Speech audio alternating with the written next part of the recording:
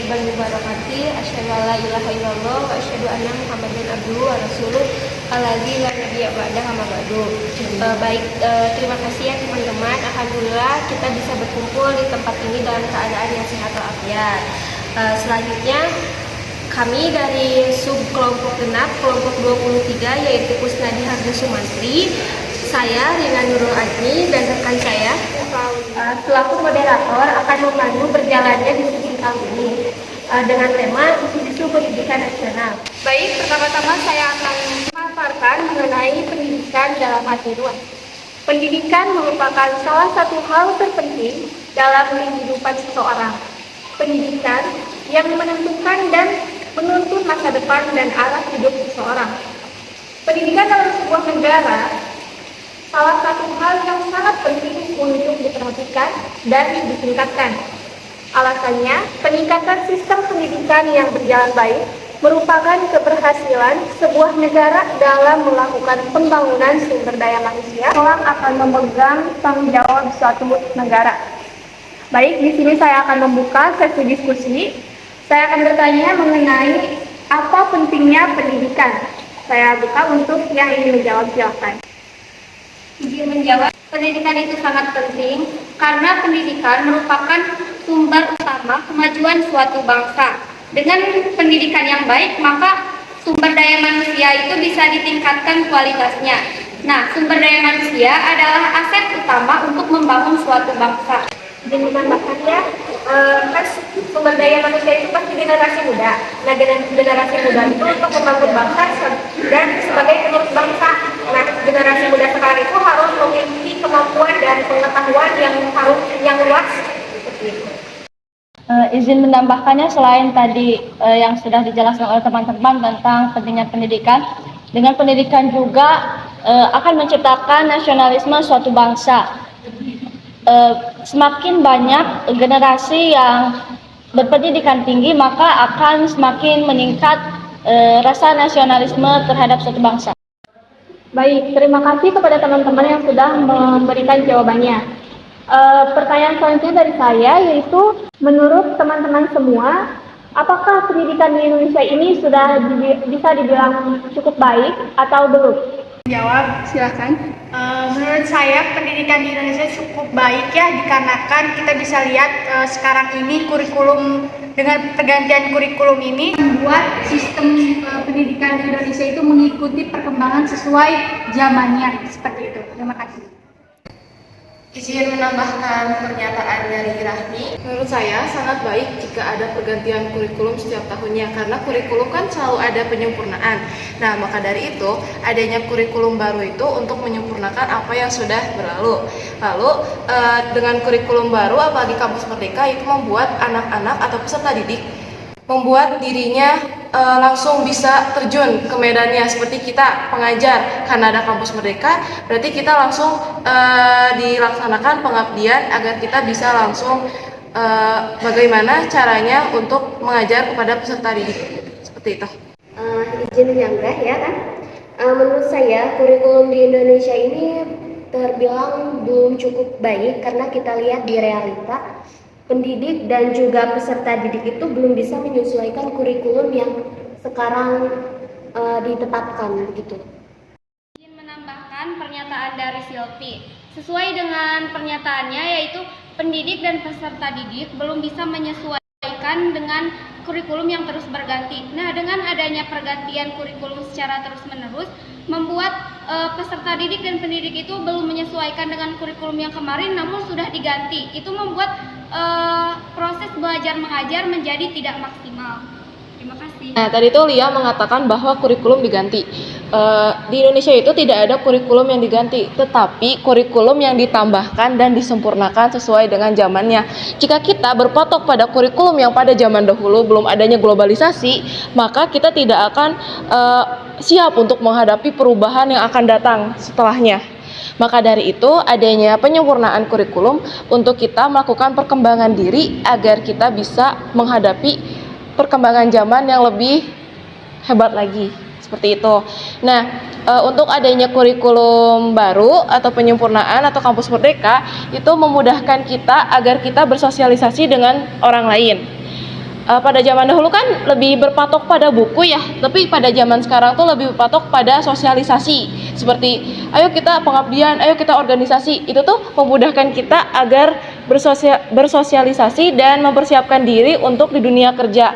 Karena dunia kerja itu akademisinya oleh nilai gaji yang akan kita raih. Di kampus Merdeka juga kayak menitik beratkan kepada siswa untuk membawa perlengkapan seperti laptop dan komputer itu mahal kan. Sedangkan alat-alat penunjang atau prasarana yang di sekolah tuh belum ada. Tapi kalau kita bawa sendiri kan belum ada juga kan biayanya. Maka dari itu kampus Merdeka sangat berat jika peserta didik atau pengajar tidak memiliki alat-alat tersebut, seperti itu.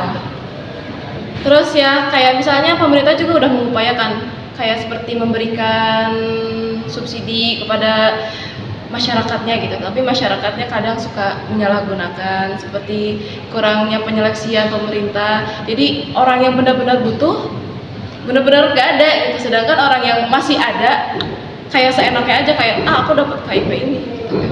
Oh, ini konteksnya dalam arti contohnya dalam kampus Merdeka seperti itu. Iya. Tapi kalau menurut saya bisa saja kalau misalnya KIP mungkin contohnya itu bisa disalahgunakan karena patokan seleksinya itu lewat berkas kan. Sedangkan kalau kampus Merdeka di mana objek itu orang, bukan tentang berkas-berkas, walaupun memang pasti berkas-berkas itu ada, tapi kan setidaknya seleksinya dia secara real, dalam arti dia bisa langsung gitu di tesnya, bukan hanya berkas-berkas yang kita bisa kirimkan lewat situs tertentu yang memang kita harus mengisi formulirnya. Menurut saya itu cukup efektif ya untuk bisa meminimalisir kecurangan-kecurangan yang bisa terjadi gitu. Kan dokumen bisa dimanipulasi. Kan sekarang gampang kan, misal kalau ke desa minta surat penghasilan kayak gitu kan bisa sesuai keinginan kita gitu buat bisa dapat seperti KIP kayak gitu.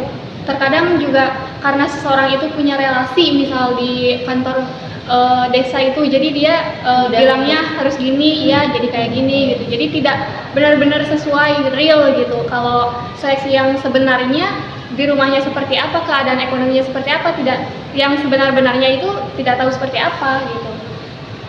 Ya maksud saya itu lebih kayak ya memang banyak sekali penyalahgunaan di dalam dokumen-dokumen ya, bisa disalahgunakan gitu, bisa dimanipulasi dokumennya. Tapi indikatornya bisa saja pemerintah mengganti dengan cara melihat kualitas atau pengetahuan dalam anak tersebut. Jadi tidak tergantung dalam dokumen background dia ekonominya, tapi memang dilihat background ekonominya, tapi indikator pertama itu dilihat pengetahuan atau knowledge anak tersebut, apakah dia kompeten bisa bersaing di program tersebut, sehingga dilihat juga faktor ekonominya, tapi faktor indikator pertama itu dilihat dari anak tersebut, seperti itu. Itu kan juga bisa meminimalisir, jadi benar-benar sungguh-sungguh gitu anaknya, walaupun memang ada keterbatasan ekonomi, jadi bisa dibantu seperti itu. Nah benar, jadi misalnya si tesnya itu dari pengetahuannya, jadi untuk orang-orang yang mampu juga tidak akan memanipulasi seperti berkas-berkas, karena untuk apa mempersulit diri jika dia sudah punya gitu. Iya. Kan tes itu kalau pengetahuan kitanya harus kompeten. Jadi saya ingin menambahkan sedikit juga mengenai pergantian kurikulum ini, kan ganti menteri, ganti kurikulum. Nah, bisa juga ini tuh kayak shocking gitu untuk para peserta didik dan pendidiknya juga. Bisa dilihat untuk mungkin tidak semuanya, tapi beberapa para pendidik juga merasa kesulitan gitu untuk mempelajari hal-hal yang harus diajarkan juga kepada peserta didiknya, dan peserta didiknya juga misal pas kelas 2 tuh kurikulumnya yang lalu, tapi pas naik kelas kurikulumnya baru lagi gitu. Itu kan jadi nggak sinkron, yang akan dipelajari selanjutnya tuh nggak berbeda lagi gitu. Jadi kayak harus dari awal dulu juga gitu. Dan juga masalah prasarana, kan tadi tuh pergantian kurikulum ini untuk memajukan juga ya untuk orang-orangnya dan juga untuk bangsanya. Hanya saja tidak semua sekolah itu punya sarana dan prasarana yang memadai. Malahan nanti tuh bukannya akan maju tapi akan tertinggal dan kesulitan gitu. Begitu. Terima kasih. Jadi menurut saya untuk mengambil cara mengatasi dari permasalahan tersebut, berarti pemerintah harus benar-benar memperhatikan masyarakat, tenaga kerja, dan keuangan pemerintah juga terhadap penanaman kampus merdeka. Karena kampus merdeka juga harus memiliki tenaga pendidik yang memiliki kompeten. Maka dari itu pemerintah juga melaksanakan program PPG. Iya, pemerintah juga udah melakukan itu kan Untuk para guru. jadi itu tuh kan udah kayak pemerintah udah siap nih untuk menerapkan kampus merdeka karena adanya PPG, program apa sih namanya? Program profesi guru. Nah gitu. Jadi program profesi guru juga si tenaga pendidik diajarkan bagaimana untuk menjadi pendidik di masa yang sekarang, seperti itu. Mungkin untuk di perkuliahan seperti itu ya. Tapi bagaimana dengan sekolah-sekolah dasar atau sekolah-sekolah tingkat bawah yang ada di pedalaman gitu? Karena saya juga sering menemukan yang masih kekurangan sumber daya manusia dan juga sekolah itu tuh belum ada perpustakaannya gitu. Berarti bukan cuman pemerintah tuh harus menyeleksi orang-orang yang pantas mendapatkan bantuan, tapi juga sekolahnya gitu. Jadi subjeknya tuh bukan cuman orangnya, tapi juga tempatnya gitu kan.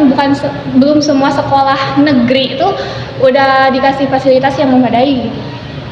Emang kesenjangan sosial di masyarakat tuh emang selalu ada ya, marak terjadi.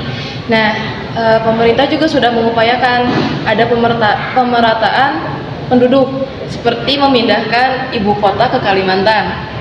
Nah, itu tuh membuat agar penduduk di Pulau Jawa pindah ke Pulau Kalimantan, agar pulau-pulau yang terdalam itu, pulau-pulau yang pedalaman merasakan kehidupan di Pulau Jawa, seperti itu. Aku ingin menambahkannya, mungkin kalau misalnya yang tadi tentang guru ya, yang di pelosok-pelosok juga, kalau nggak salah di kampus Merdeka juga ada ya kayak pengabdian gitu, dimana itu pun cukup membantu gitu, walaupun memang tidak bisa diatasi semuanya, tapi setidaknya bisa meminimalisir